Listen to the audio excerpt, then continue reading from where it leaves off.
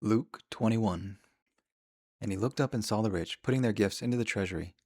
And he saw also a certain poor widow putting in 2 mites. So he said, Truly I say to you that this poor widow has put in more than all.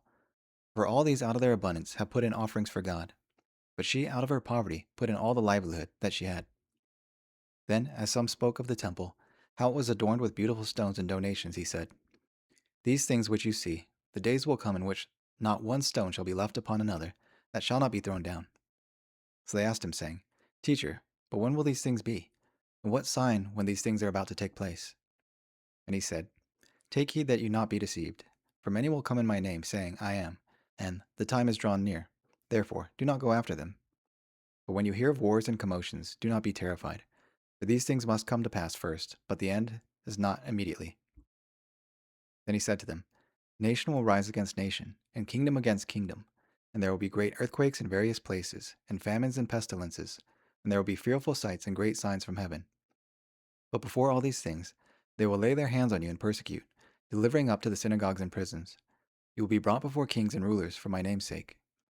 But it will turn out for you as an occasion for testimony.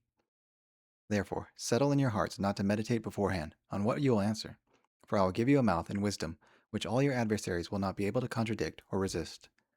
You will be betrayed even by parents and brothers, relatives and friends, and they will put of you to death. And you will be hated by all for my name's sake, but not a hair of your head shall be lost. By your patience possess your souls. But when you see Jerusalem surrounded by armies, then know that its desolation is near. Then let those who are in Judea flee to the mountains, let those who are in the midst of her depart, and let not those who are in the country enter her. For these are the days of vengeance, that all things which are written may be fulfilled. But woe to those who are pregnant, and to those who are nursing babies in those days, for there will be great distress in the land, and wrath upon this people. And they will fall by the edge of the sword, and be led away captive into all nations. And Jerusalem will be trampled by Gentiles until the times of the Gentiles are fulfilled. And there will be signs in the sun, in the moon, and in the stars, and on the earth distress of nations, with perplexity, the sea and the waves roaring, men's hearts failing them from fear and the expectation of those things which are coming on the earth. For the powers of the heavens will be shaken. Then they will see the Son of Man coming in a cloud with power and great glory. Now when these things begin to happen, look up and lift up your heads, because your redemption draws near. Then he spoke to them a parable. Look at the fig tree and all the trees. When they are already budding, you see and know for yourselves that summer is now near.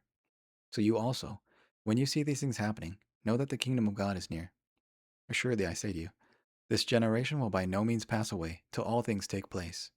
Heaven and earth will pass away, but my words will by no means pass away. But take heed to yourselves, lest your hearts be weighed down with carousing, drunkenness, and cares of this life, and that day come on you unexpectedly. For it will come as a snare on all those who dwell on the face of the whole earth. Watch therefore, and pray always that you may be counted worthy to escape all these things that will come to pass, and to stand before the Son of Man. And in the daytime he was teaching in the temple, but at night he went out and stayed on the mountain called Olivet. Then early in the morning all the people came to him in the temple to hear him. Psalm 65. To the chief musician, a psalm of David, a song. Praise is awaiting you, O God, in Zion, and to you the vow shall be performed. O you who hear prayer, to you all flesh will come. Iniquities prevail against me, our transgressions. You will provide atonement for them. Blessed is the man you choose, and cause to approach. He may dwell in your courts. We shall be satisfied with the goodness of your house, of your holy temple.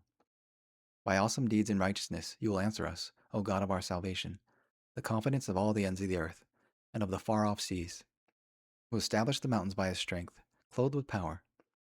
You who still the noise of the seas, the noise of their waves, and the tumult of the peoples. They also who dwell in the farthest parts are afraid of your signs. You make the outgoings of the morning and evening rejoice. You visit the earth and water it. You greatly enrich it. The river of God is full of water. You provide their grain, for so you have prepared it. You water its ridges abundantly. You settle its furrows. You make it soft with showers. You bless its growth. You crown the year with your goodness, and your paths drip abundance. They drop the pastures of the wilderness, and the little hills rejoice on every side. The pastures are clothed with flocks. The valleys also are covered with grain. They shout for joy. They also sing. Proverbs 3.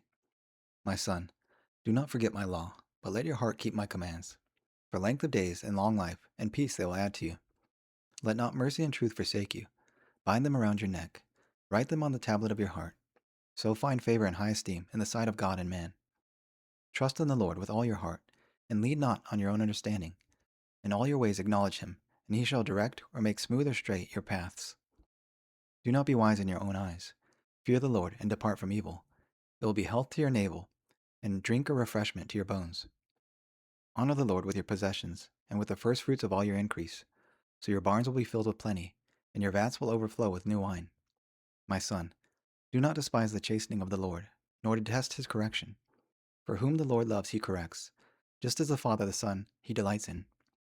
Happy is the man who finds wisdom, and the man gains understanding. For her proceeds are better than the profits of silver, and her gain than fine gold. She is more precious than rubies, and all the things you may desire cannot compare with her. Length of days is in her right hand, in her left hand riches and honor. Her ways are ways of pleasantness, and all her paths are peace. She is a tree of life to those who take hold of her, and happy are who retain her. The Lord by wisdom founded the earth. By understanding he established the heavens. By his knowledge the depths were broken up, and clouds dropped down the dew. My son, let them not depart from your eyes. Keep sound wisdom and discretion, so there will be life to your soul, and grace to your neck. Then you will walk safely in your way, and your foot will not stumble. When you lie down, you will not be afraid. Yes, you will lie down, and your sleep will be sweet. Do not be afraid of sudden terror, nor of trouble from the wicked when it comes. For the Lord will be your confidence, and will keep your foot from being caught. Do not withhold good from those to whom it is due, when it is in the power of your hand to do. Do not say to your neighbor, go and come back, and tomorrow I'll give, when you have it with you. Do not devise evil against your neighbor, for he dwells by you for safety's sake. Do not strive with a man without cause, if he has done you no harm. Do not envy the oppressor, and choose none of his ways. For the perverse is an abomination to the Lord, but his secret counsel is with the upright. The curse of the Lord is on the house of the wicked, but he blesses the home of the just.